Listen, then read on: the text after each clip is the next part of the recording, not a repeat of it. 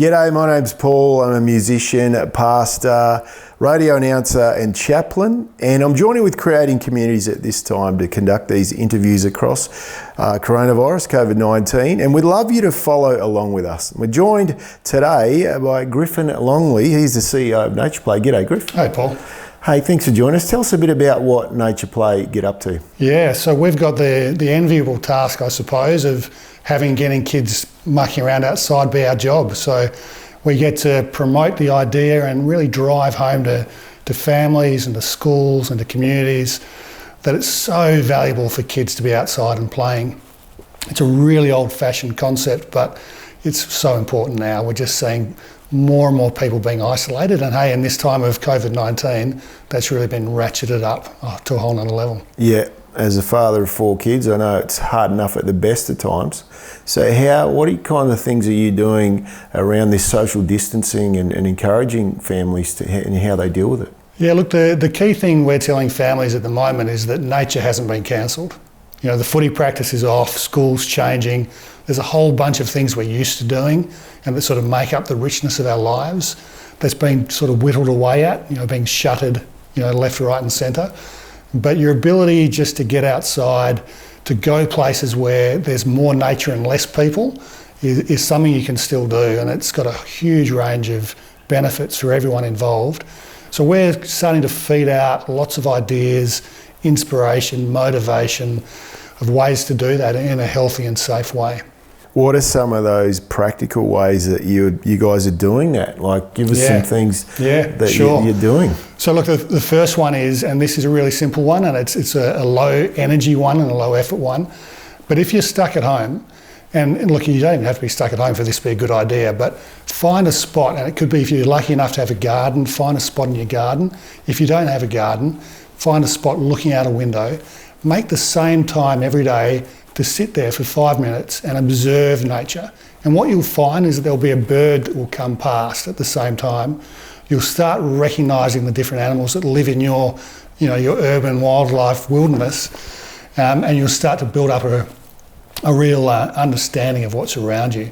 So it's kind of a mindfulness technique. Yeah, it's being in the moment. It is, but it's also starting to get that sense of where you live, because a lot of people these days, they could name 15 different car brands and 10 different laptop brands and 2 birds. Yeah. So do that.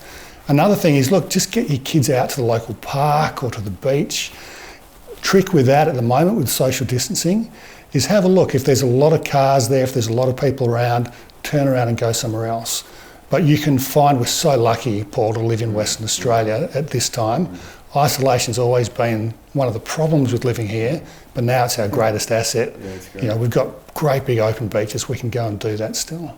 What do you think are some of the lessons that even parents can be passing on to their children in the midst of this time? Yeah. Look, I actually think this is a huge learning opportunity for families and for kids in particular, and for parents. The great opportunity and challenge is to be an example, and it's to be an example of the control that you do have in times of crisis. And there's lots of things you can't control, but you can control how you respond to things that are to adversity. And I think it's really important that kids recognise that you do have that choice in how you respond. And it's a kind of freedom. Once you recognise that bad things sometimes happen, but you have a choice in how you respond to that, that really builds the groundwork for resilience and for life satisfaction. So for parents at the moment, we are facing adversity, but how do you make that an adventure? How do you use that as an opportunity to show your kid that there's still opportunities to be compassionate, there's still opportunities to have fun? And if you can do that, you're really giving them a gift of showing them that you have that freedom no matter what happens to make choices about how you respond. That's brilliant, because we often comment, in this day and age, resilience in our children is so difficult. Now we've got a case in progress, and hopefully, as you say, the methods we use would be enjoyable as opposed to traumatic per se. Yeah, absolutely. The way the parents do it. And I think for parents too, we've got to maintain and manage our own anxiety about this. That's a really important part of it, because you really can't be doing everything you want to do for your kids if you're really struggling, and a lot of people will be struggling right now. So there's some simple things parents can do too, and I highly recommend that no one looks at the news after 5 o'clock. Yeah. There's just no need. You're going into dinner, you're going into winding down with your kids, you don't want to be looking at the latest updates. Check it in the morning, check it once in the afternoon, go to the government websites, don't go down the Facebook wormhole, don't get sucked into conspiracy talk. Just look at it once or twice a day, do what you need to do to maintain your own sanity and your own mental health, and then you're in a position to look after your kids. I was going to ask what's your latest conspiracy, but I won't. What is it you've been doing with your kids, Griff? So look, I'm lucky in a way that my kids have moved out of home. So I've got a 20-year-old and a 22-year-old. But it's for a parent of young adults, it's a scary time too, because you see them looking out into their future. And so my challenge as a parent is, how do I keep them feeling positive about that future? What's really interesting for me as a nature play father is seeing them turn to nature for that. So they're increasingly spending time with their partners, getting out, doing nature walks, going to the beach. One of them was out on the Cape to Cape not too long ago. Wow, that's a good walk. Yeah, brilliant. What would your Stronger Together tip be that you'd love to share?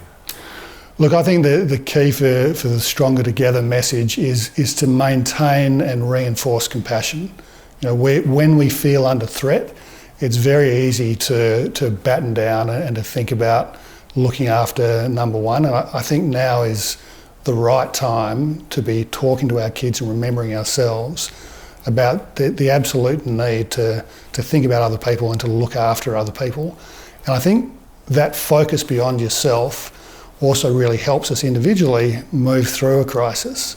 But Stronger Together to me is about focusing on compassion. Brilliant.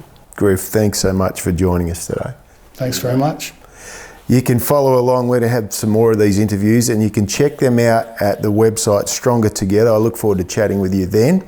Until then, make sure you guys stay safe, look after yourself, and as Griff said, be compassionate to one another. Remember to follow the government's advice on how to look after yourself and others regarding COVID-19.